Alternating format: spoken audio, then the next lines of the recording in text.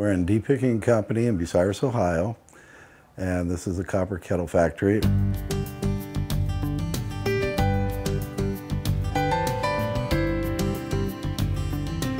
building was built in 1873 for $1,675. They started making apple butter kettles in 1874.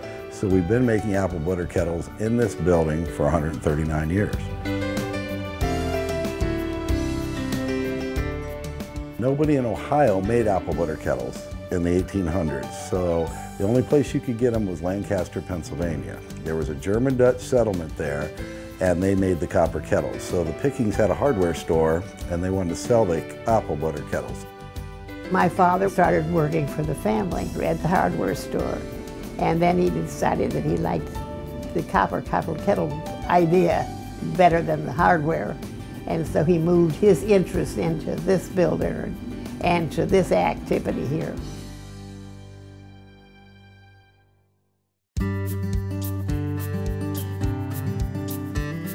We start with a flat sheet of copper, and then we use a dovetail clamp. We use brass shavings, borax, and water, and we put that down the seam, and we light the forge, which starts around 1300 degrees. That melts the brass through.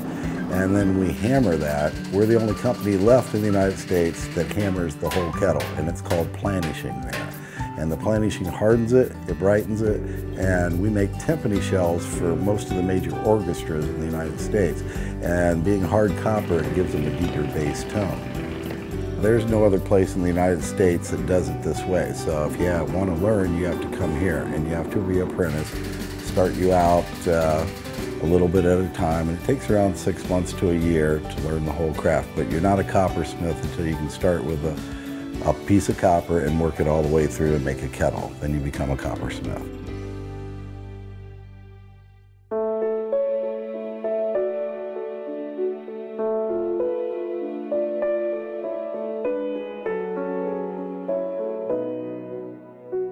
Heritage, as far as this business is concerned, began when I was born, when my father and mother were dragging me down here while Dad worked at night, and that sort of thing. So I feel sort of home in this particular place. And the thing I like most is the men that I have working for me. Well, Helen's father, I worked for him for 5 years. I came here and he was hiring apprentices. So I was here for 90 days, and then they asked me to stay, and I've been here ever since. My father had lots of friends, and people admired him a great deal, and so people got to knowing him, and that was important. He sat here, and when a lot of people came to see him because they liked him, they liked what he did, they loved the elephants, they loved his response to them. The elephants were the history of my father, who as a kid loved elephants. And a town like this, a little circus would come in, there he was, behind the elephant, or around an elephant.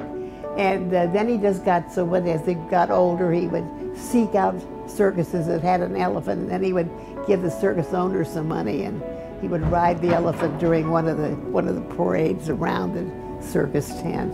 He would ride that, and was doing that when he was over 100. So you can see he kind of liked what he was doing. Yeah, loved it.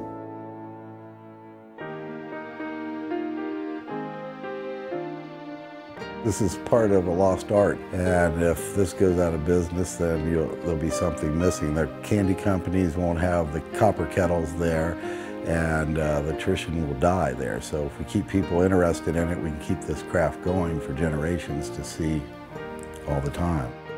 It doesn't make any difference to me if I sell a lot of things. If I sell few things to people who really like it and leave it and want it, that's, as far as I'm concerned, that's it. The place is like stepping back in time. So by coming in here, you're going to see something that you won't see anywhere else.